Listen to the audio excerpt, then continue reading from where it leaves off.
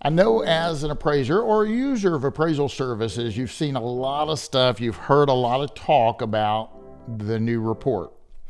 We're not using the terminology forms anymore. I'm sure you're quite aware of that. We're talking about the new report. And as we continue to get more information, we want to relay that to you. There's going to be some training coming up. I was on a follow-up call with Fannie Mae and a group of other folks just yesterday. And it's coming. It's coming really, really soon. So be on the lookout. I've got a guy that I want you to listen to. He's a really smart guy. I think the world of him. I look up to him. He is a great human being, and he is great for the appraisal profession. He speaks regularly. He gives back. He's brilliant. He's a genius. And when he talks, I like to listen. I like to hear what he has to say, and I think you will too. He did a video on what we're going to see in the future. It's called A Bridge to the Future, and I'm going to let him tell you all about it when we come right back.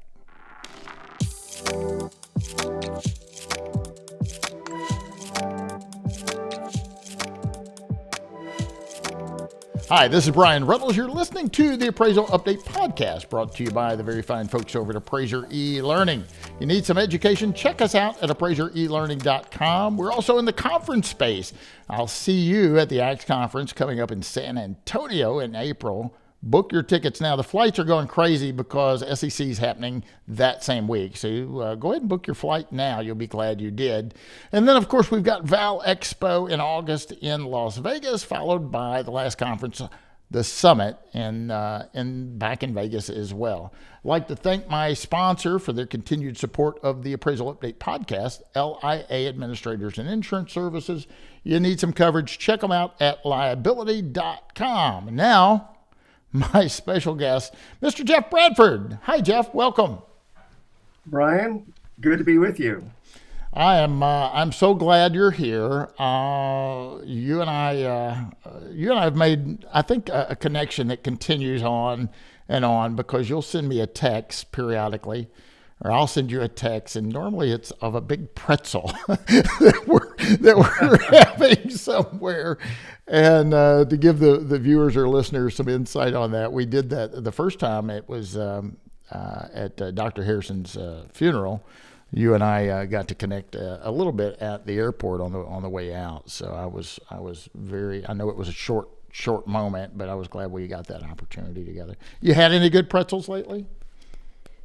Had a few in Chicago, and I'm not sure where else, but anytime I go to the airport, I'm always looking for pretzels. Send you a photo. You know, I meant to send you one the other day, but before I realized that we've already eaten some of them. We were in Nashville right before flying out to Dallas for that weekend of the fights and rodeo and Monday Night Football, and one of the people that we met said there's a Chicago bar restaurant in Nashville, so that's where we went, and they had some pretzels there. So, all right, Jeff, let's dive into this. So, in one of my last podcasts, I've said the train's coming, right? The train of change is what I'll call it, and a lot of appraisers, including myself, and like, yeah, right. We've been hearing this for years, and nothing's happened yet. But it's happening now, isn't it? I mean, the train's about to pull in the station. Yeah. And we'll put a timeline up in a minute and some other resources because new stuff is coming out all the time. But I want to talk about your video, and I'll show a little snippet of it in just a second. But you've gotten a lot of positive response on this video, and I've heard from the GSEs directly. They were very appreciative of you doing this. So talk about what the video is and what was your reasoning for doing this. Okay. So probably the most important thing to know here is that when the GSEs released all their specifications back in what was it, March or May or something like that of 2023, they essentially initiated a reset on on everybody's software. We now had an opportunity to completely redo our software. And so everybody, all the software vendors, appraisal software vendors, were essentially form fillers, right? We helped appraisers publish appraisal reports, and they had to fill in the forms, add their addendums, images, photos, all that stuff, print it out. They had a PDF of their report. So we were in the publishing business. And when the GSEs came out with this new, they needed all this new data, and they said, we want to have a dynamic report. Like, oh, okay, no more forms. So our form processor is going to, and not go by the wayside, but it's not going to be the primary uh, uh, software. And so we said, do we want to continue being in the form filling business? Because if we do, then we have to create something like TurboTax. So an appraiser can enter something, and then whatever they enter, it's going to say, well, what about this or what about that? And you just build this tree and answer all these questions, and then it generates this report. And we said, we're just propagating the form filling paradigm of appraising. With this reset, with this time, with this period here, why not rethink what appraisal software can be? And so that's what we did. And in order to get that idea across to everybody, is we said, let's create a small video and show people what we're doing. And so our goal is we want to eliminate form filling. Form filling should not be a part of the appraisal process. It should be the analysis, the decision making, the comparisons, the trend analysis, all these kinds of things should be at the center. And so we've created software that does the market analysis and brings a lot of data to the appraiser, helps them make decisions quickly we can slice and dice that information for them, show them what the trends are. They can then decide what they want to do, make those decisions, and then from those decisions, we will extract that information and fill out the form or the data points for them. There's still going to be some, add in a little bit here and there that they have to do, but the majority of creating that report will be done for them automatically. And so that's what we're trying to build. Yeah. And so we took this opportunity to rethink appraisal software. I want to share a screen here that's actually showing the video. All right. And I'm going to go ahead and just hit play here. We'll let folks know where they can get this in just a second, but it's I think it's about a 10-minute video. Is that right, Jeff? Kind of walk us through. It's about right. Yeah. So as I pull this up, and I like how you talk about Imagine TurboTax, because in this video several times you talk about an easy button, right? Mm-hmm. And so just kind of walk us through just a little bit of this video that you've created here, and I'm just going to let it play for a second. Go ahead. So this screen right here is talking about the volumes of specifications that the GSEs gave us. And they said, you follow all these specifications and produce this appraisal report. And here's your timeline to do it in. And so that's what we had to do. And, we had 2 teams working on this. And this slide right here just says, what's our dilemma, right? What do we want to build, right? We've been in business for 37 years. Along the way, we've created form filling software based on different technology. But what do we want to build now in the future? And this right here was a very simple synopsis of what an appraiser does, right? You go out to the property, you gather some data, you do the analysis, you do the form filling, and you produce this XML, and then you transmit the report to the GSEs.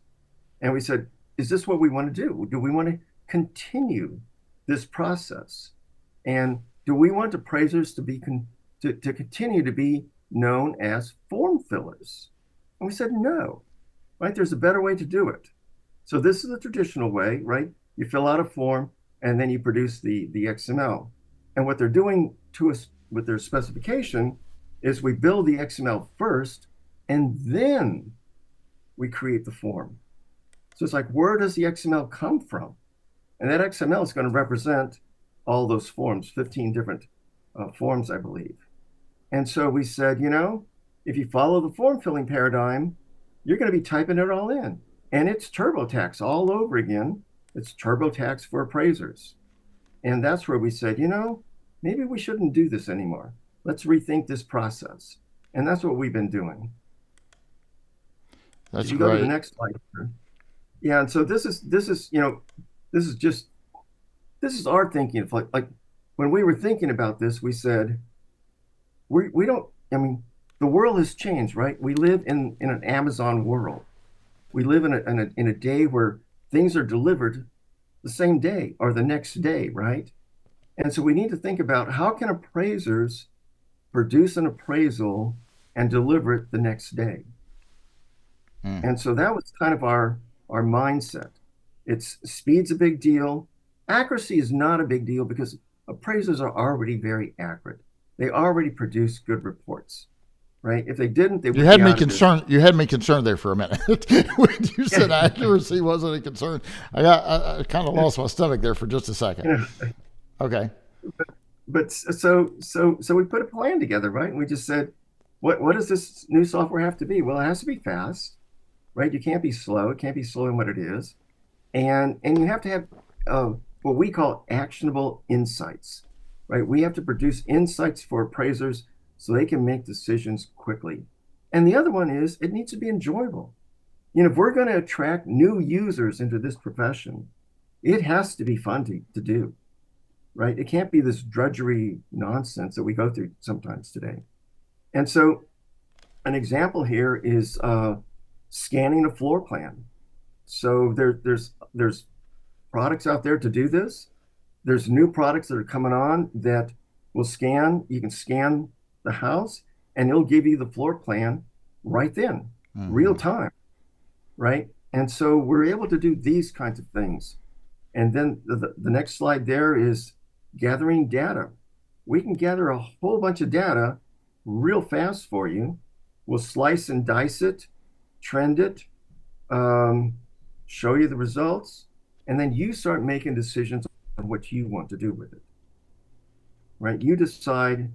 That was the other thing that was really important for us, was that the appraiser has to drive the bus, right? It's not the software. It's the appraiser's driving things. But we can take advantage of things like that slide right there with the computer vision, right? Take a picture, extract out all kinds of things. And then here, the form filling, why make the appraiser fill out or retype all the information that they already have? This was the slide about the vision, computer right? vision. Yeah, and it really is incredible, ladies and gentlemen, what technology can do for us now. It really is incredible. And this can be live, right? So now you have the data, you have the analysis, you have your results. Why should you have to retype all that? And we said, let's put an easy button in there. And so we actually gather the information from the analysis, create this XML that's the UAD thing, and then build a report. And so this is the next step here is what we call the bridge to the future.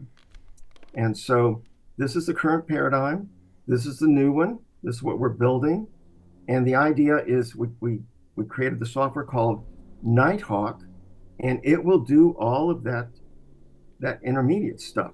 You have to still do the inspection, right? Gather the information, all those things. But then the software that's where you do your appraising, right? You don't go to spreadsheets, you don't go all over the place. And we've built it so we can integrate with a lot of, because we're not going to have all the ideas. But so this right here, I believe, is example of the software actually bringing in information. I think that's public records. We bring in MLS for you. We bring in satellite views, just all kinds of things. And the idea is that in the first 10 seconds, you have a lot of information and Fast. you're ready. Yeah, I mean, you're ready to make some decisions. Well, and that's one thing that I've always said. The better data, the better decision I can make, and probably faster, right? It's Exactly. when we have limited data or limited sales or unverified information that makes it a real challenge for us. So, if somebody wants to see this video, how do they find it? It's on our website. They can go to bradfordsoftware.com/Nighthawk. Great.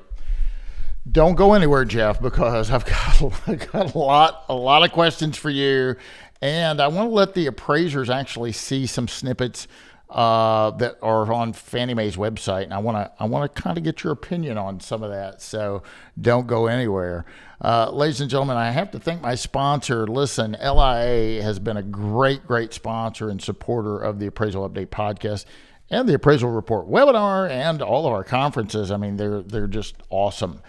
For 45 years, they've been providing E&O insurance to valuation professionals all across the country. They provide superior customer service, exceptional liability education, and simply unparalleled claim defense to serve well over 10,000 real estate professionals all across our lands.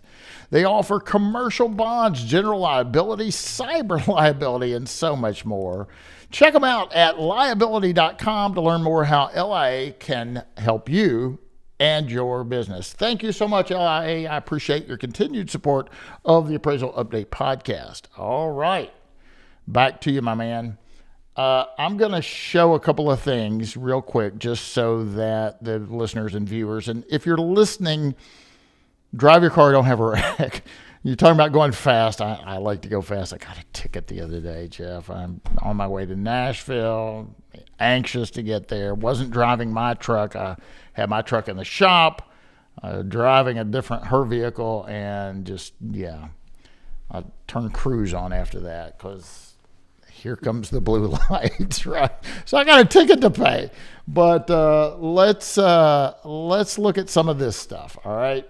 So this is the timed outline, if you will, and we're approaching 2025 real quick, right? So we're at the end of 24. In 2025, you can see through January they have a limited production, broad production, January 26th through November 1st, mandate in 2026, right? So they're gonna start the limited production or already in September of 25 through January 26. January 26, broad production. By November of 26, it's mandated. You don't have a choice. So that's the first thing I wanted to show. When we get to UAD stuff, and I'll put a link to this page. And we'll put a link into your page too, Jeff, showing that video. This is a lot of information relative to what's coming. I said the train of change is coming. I want to click on this little thing that says new. And Jeff, I just want you to kind of comment on some of this stuff, right? So this is a training they just put on, and it's pretty good stuff. I haven't watched it all, but I was in training at Fannie Mae's headquarters a couple of months ago. So I've seen this slide. There will be a course available very, very soon where you can get CE credit as an appraiser. But this is a pretty good little snippet, and it's good for non-appraisers or users as well. And I'm gonna play through. I'm gonna turn the volume off because I don't think my listeners can see that. But I just want to go through some of this with you, Jeff, if you don't mind opining on some of this. Sure. So this is where you're going to select what you're doing, and it's going to mold to whatever type of property you're appraising, right? We're not going to have different forms for different property types. It's a report, right, and it's dynamic to whatever you're working on. So I find that pretty interesting. There's a lot of things about this I like. There's a couple of things that I'm not a big fan of, which we'll get to. But I just want to show my viewers a little snippet of what they can expect. Now, one thing I do like a lot is there are no more addendums as far as I know, right? It's going to be all contained within that part of the report. So when we talk about the subject property, there's a picture. When we talk about, let's say there's a drainage issue with the site, and I want to take a picture of that. I don't have to say go to page 42 of the addenda. It'd be right there, right? That's my understanding. Correct. Yeah. So I think that makes it flow better for the reader or for the user. And what's going to be really interesting is each appraisal report might look different. I think you're absolutely right. Because it's going to be data driven, which means it's dynamic, right? And it's dynamic based on the data that you collect at the property and the data that's coming from the comparables. They could be all different, right? And so, every report's going to be slightly different. Now, every report's going to have the same sections. And right. Like one of your previous slides said, these will always appear, these will appear sometimes, and these can repeat sometimes, right? And so those are depending on, is it a 2 to 4 or is it just single family or row house or whatever, right? But I think to the reader, having the summary up front is a very good thing to do. Having the reconciliation at the end, and search like you normally would expect them to be, is very good. The stuff in the middle is good. So overall, it's pretty good. I will tell you that from a software developer standpoint, it's pretty complex software. It's hard to put single family and 2 to 4 all into one application and then produce this report. But overall, it's pretty good. So ability to add additional roles. I mean, I've liked what I've seen on the sales comparison approach. I like where you have a reconciliation process that is right there within the report. I like they're doing a qualitative analysis if you are doing a single family rental, and that's qualitative. I like that a lot. There's a lot of flexibility in this new format. Now, we're going to get to a slide in a minute. This is where I was talking about, if there's an issue and you talk about, hey, I'm going to put a picture in, it puts it right there. It doesn't, you don't go to an addendum. So I do like that a lot. That just makes more sense that when you're talking about something and you want to show a picture of it, it's right there. Appendix F1 is the reference guide, so you can get a lot of information there. So we're going to see here in a second required fields, and there's one right here, in fact, I want to get your opinion on. And maybe this is not a really big deal, but I know appraisers are not going to be happy about it. Look at that report field ID 4.067. Broadband internet available. When to include, always. So you don't have a choice. You've got to do this. And the question is broadband internet available, yes or no? That's your options. Yes, high-speed internet access is available exclusively through, or no, it's not available. What's your thoughts on that? And I'll tell you why in just a minute. What's your thoughts on that? Well, I think if you live in the city, pretty easy. But if you're in a rural area, it's a different question. Just satellite or whatever. I'm not exactly sure why they're asking that question. There's another one about, how high is the doorstep above the ground, and that's probably for flood. Yeah. I don't know.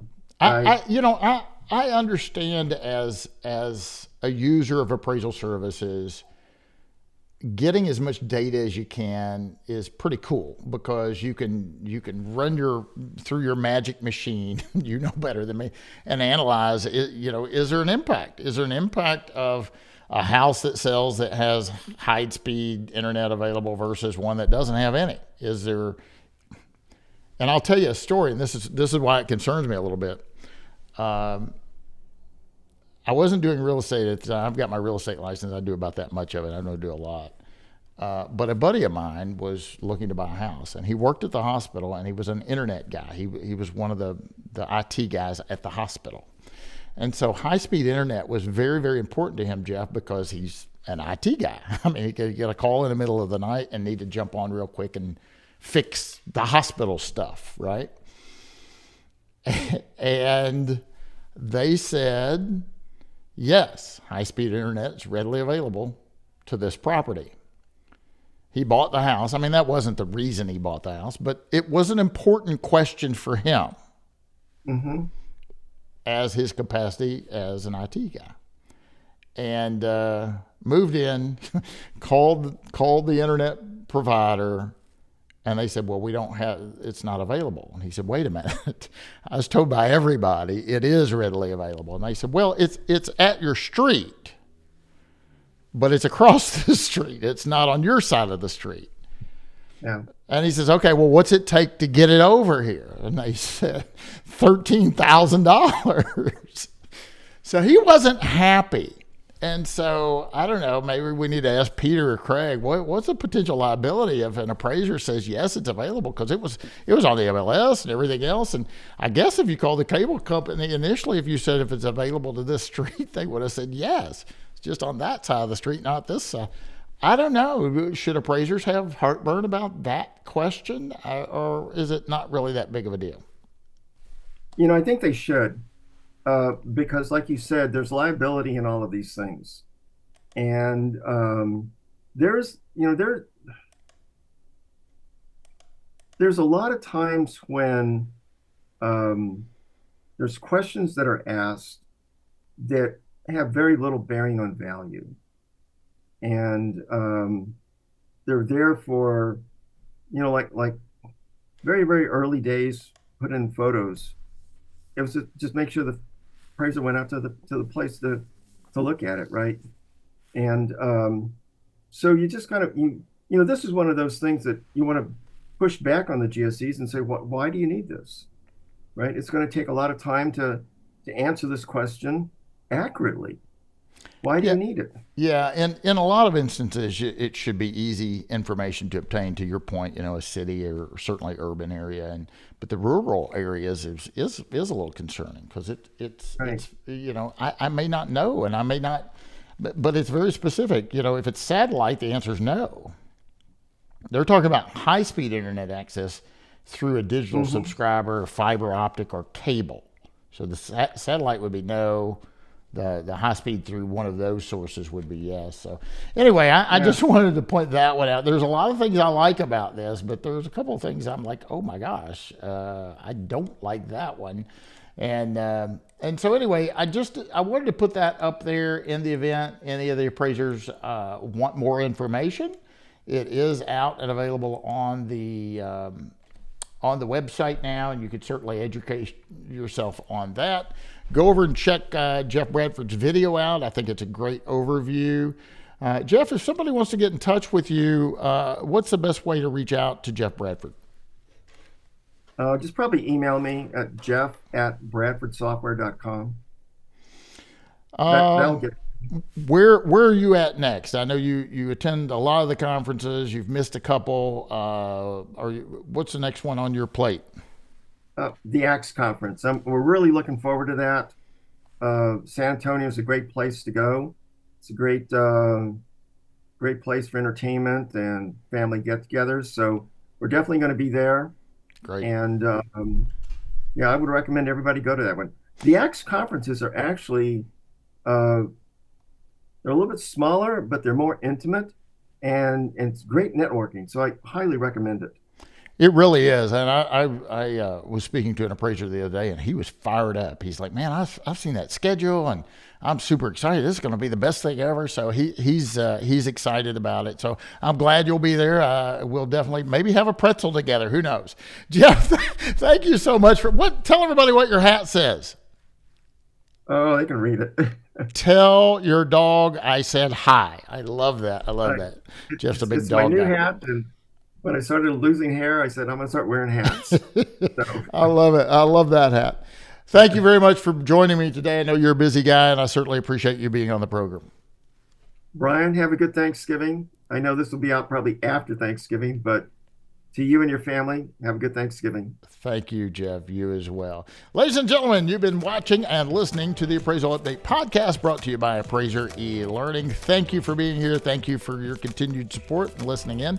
If you'd like to be a guest or know someone that would be a great guest, please reach out to us. We'd love to have them on the program.